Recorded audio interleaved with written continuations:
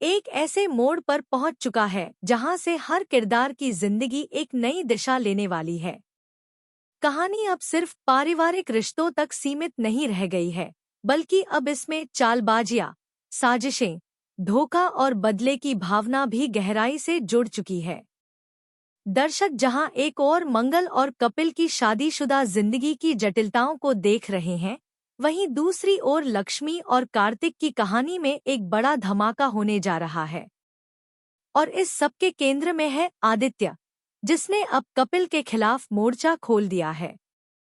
आदित्य, जो अब तक एक मामूली साइड कैरेक्टर की तरह था, अब शो की कहानी को ड्राइव करने वाला एक अहम चेहरा बन चुका है।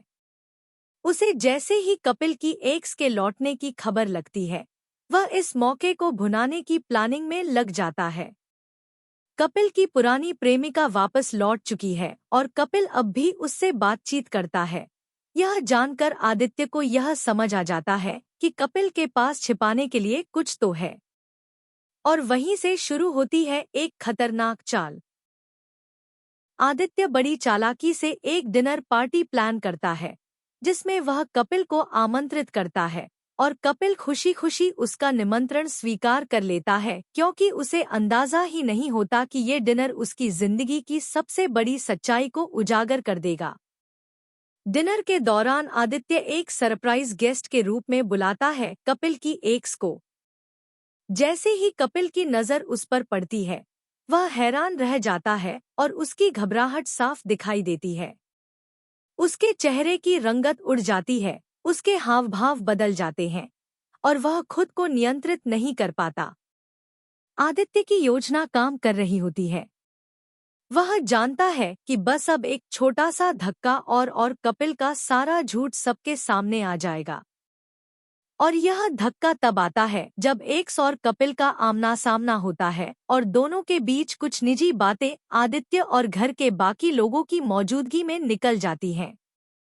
अब आदित्य के पास यह मौका है कि वह यह सारी जानकारी मंगल को दे दे और उसका दिल टूटने दे, क्योंकि आदित्य के लिए अब यह सिर्फ कपिल से बदला लेने की बात नहीं रह गई है, बल्कि उसे मंगल के लिए भी सच्चाई सामने लानी है, ताकि वह किसी धोखेबाज के साथ अपनी जिंदगी बर्बाद न कर दे।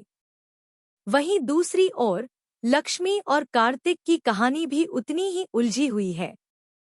जिया के केस में कार्तिक को जेल भेज दिया गया है और पूरे परिवार में तनाव फैला हुआ है। लेकिन लक्ष्मी, जो अब तक सिर्फ एक जिम्मेदार बहू और समझदार महिला के रूप में देखी गई थी, अब एक अलग ही रूप में सामने आने वाली है।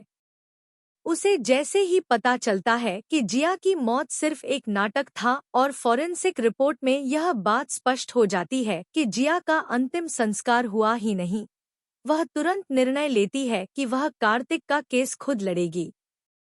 अब लक्ष्मी सिर्फ कार्तिक की पत्नी या बहू नहीं, बल्कि उसकी वकील बनकर मैदान में उतर रही है। यह कदम न सिर्फ परिवार को, बल्कि दर्शकों को भी चौंका देता है। वह अदालत में एक मजबूत पक्ष रखती है, फॉरेंसिक रिपोर्ट के आधार पर जिया के जीवित होने की संभावना को पेश करती है और यह सिद्ध करने की कोशिश करती है कि यह सब एक बड़ी साजिश का हिस्सा है, जिस